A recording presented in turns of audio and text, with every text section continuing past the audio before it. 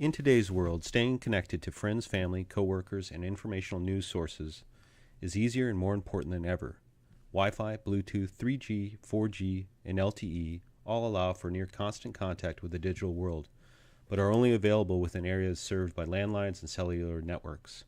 For those times you are outside those networks, we propose a communication hub that gives fast, easy, reliable data transfer from multiple devices to satellite data storage and communication. In considering the design for our communication hub, we realized that a few different criteria must be addressed. A minimum of 3 devices should be able to send and request data to and from the hub at the same time without interfering with each other. The hub hardware must be affordable, and because transmission time to and from the satellite is expensive and slow, the hub must also minimize the use of communication with the satellite. Conforming to general standards, our hub must work within the following constraints. The maximum bandwidth between the hub and the external devices must not exceed 11 megabits per second. The maximum bandwidth between the hub and the satellite must not exceed 2,400 bits per second.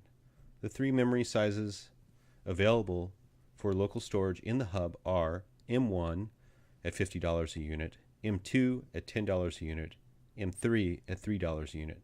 However, the quantities of these memories must be limited to no more than 2 M1s, 4 M2s, and 10 M3s. It should also be noted that the cost of the satellite link is $1 per minute, up or down. 3 files of different lengths and data density were used to test our hub in order to determine latency and satellite transmission costs. All tests were done using a System Verilog test bench. We chose to use System Verilog to utilize the dynamic array and queue functionality. This allowed us to import a file with any number of transactions. Because we are using parallelism, and therefore we can send and receive simultaneously on all devices, we created 6 queues to stimulate our module. These queues load the buffers that latch the data for our design, simulating our data transactions and handshaking protocols. The hardware chosen for the hub consists of 4 M2 memory units and 10 M3 memory units for a total cost of $70 in hardware. With these memory units and the configuration discussed later, we estimate the satellite communication costs to be, for File 1, 0.2264 cents, File 2, 0.0001 cents, File 3, 0.4693 cents. In order to make the best use of the memories chosen, with consideration to the built-in latency of the 16-bit bidirectional bus, we decided to implement parallelism with respect to the read and write commands received from the devices attached to the hub. Parallelism allows the hub to interleave the commands and reduce the latency. Our fastest connection to get data is at 291 clocks. Because of that, we can easily service each of our 8 buffers in a single data import cycle. Once we fill up our memory, then our system stalls to 1,333,334 clock cycles, and the system can only perform 1 read transaction at a time. Hence why we decide to buy all the cheaper, slowest memory. Other memory modules, while faster, will not give us any advantage because of the system slowdown.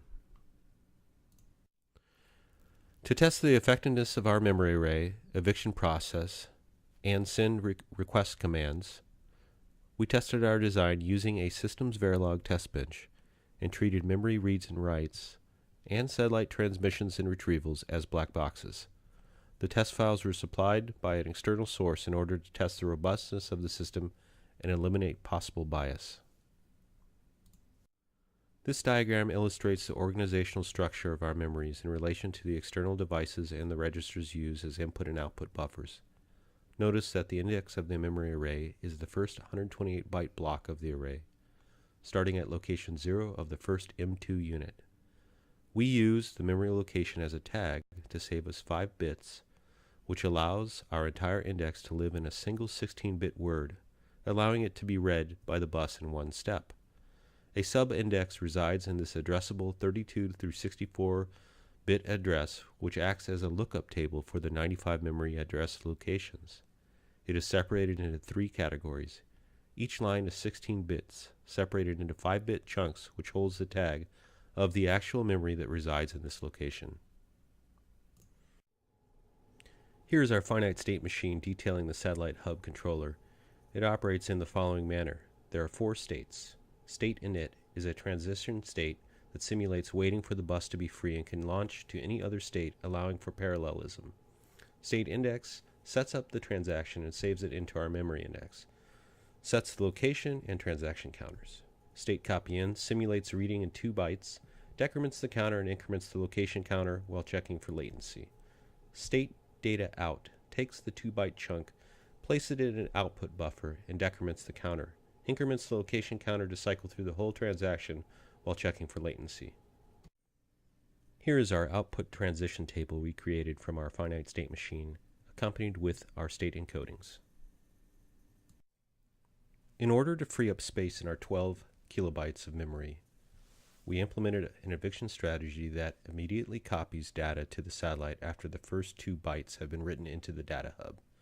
As soon as the data hub fills, new data is written to the beginning of the array until it reaches the 2 bytes currently being written to the satellite. At this point, the eviction strategy slows to match the transition speed to the satellite and flags a stall in the other 2 devices because only one can be copying at a time. By choosing not to use all available memory, we are aware that our data hub will fill faster and lose the benefit of our parallelism. This concession, though, costing us 3 billion clock cycles after the data hub is filled, is made insignificant by the multiple billions of clock cycles required once we are restricted by the satellite latency. Our design automatically sends all data to the satellite without exception. Although data transmission to the satellite costs $1 per minute, we believe that the total data transmission to the satellite will be minimal. By always sending a copy of the data locally stored in the data hub to the satellite, we incur possible unnecessary additional costs. We chose to build as cheaply as possible because we could service all 8 buffers easily within the 291 clock cycles to receive 2 bytes of data. Our design centers around the use of parallelism. By using registers as buffers connected to each device and satellite, we make use of the bidirectional ports to effect the interleaving of data and send requests. This interleaving of commands sent to and from the data hub reduces overall latency because multiple operations can run concurrently. Data transmission to the satellite requires a significantly large number of clock cycles.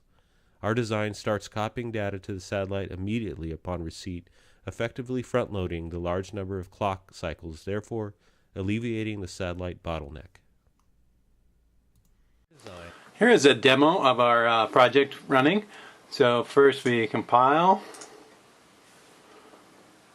then we can run our first example. We're running 2 first just because that doesn't actually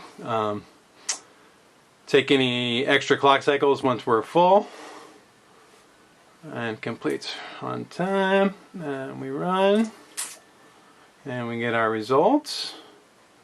We can then switch our input file and run number 1.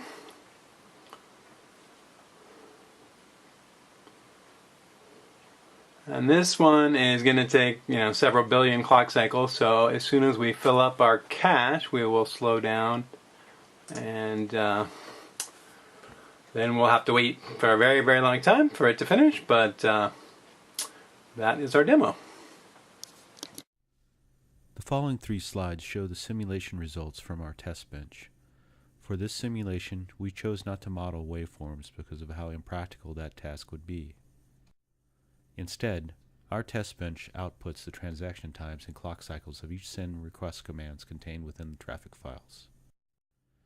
It is important to notice that our data hub does not sequentially service the 3 devices connected to it while it is not full. Using all 8 buffers, multiple devices can be serviced quickly and efficiently. After running our simulation, our results are as follows. For file traffic 1, the cumulative latency was 2,061,205,295 clock cycles, with the transmission cost rounding up at 23 cents. Traffic file number 2, the cumulative latency was 2,004,360 clock cycles, with the transmission cost at 0.00033 cents. Traffic file number 3. The cumulative latency was 9,399,072,887 clock cycles, with the transmission cost rounded up to 47 cents. For the total of all 3 files, our total cumulative latency was 11,462,282,542 clock cycles, with the transmission cost rounded up to 70 cents.